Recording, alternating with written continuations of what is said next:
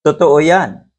Talagang ang pinakamasakit na pwedeng mangyari sa buhay ng isang Filipino ay yung mabansagan siya na DDS.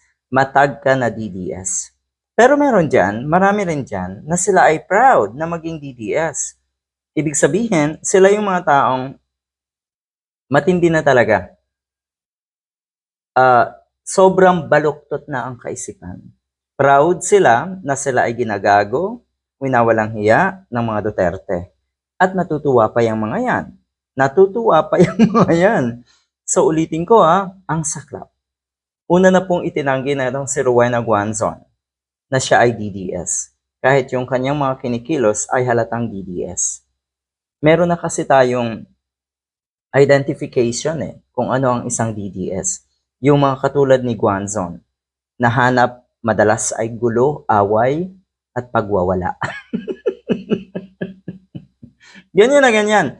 Kahit sa ordinaryong buhay, pamumuhay natin, pag nakatagpo ka ng ganyang klaseng tao, na tila ba gulo, madalas ang hanap, paawa, kung mabisto, bida-bida, at kung ano-ano pa, alam mo na kung ano yon. Sigurado DDS yan. Ulitin lang natin si Guanzon, itinatanggi niya na siya ay DDS. Paano mo pa maitatanggi na DDS ka? Yung mga kilos at gawin mo ay kilos DDS. Ganyan na ganyan. Di ba sabi nga ni Harry Roque, madalas ay away, nag-aaway itong mga ito. Sila mismo kasi mukhang hindi sila pinapatulan ng mga taong hindi DDS. Sa case ko meron na rin akong experience na malala, matindi ang paninira ng mga diehard na ito. Binaliwala natin.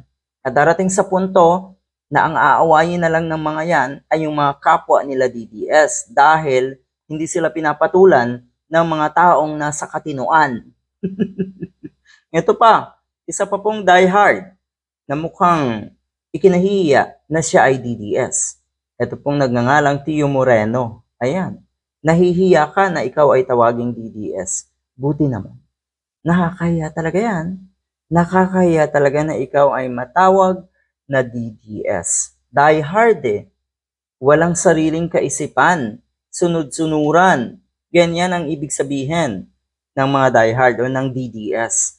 Ang sinasabi niya dito, hindi daw siya affiliated with any DDS groups. Nakikita niyo daw na siya ay umaattend sa mga events. At yun nga, may mga kaibigan ng mga diehard din, pero hindi niya daw kinukonsider ang sarili niya na siya ay DDS. Ayan. Masaklap kasi talaga yan. Uulitin ko kung ano yung sinasabi nilang tatak DDS, alam na yung ng mga matitinong kababayan natin kung ano ang ibig sabihin nun. Tatak DDS. Malala. Negatibo.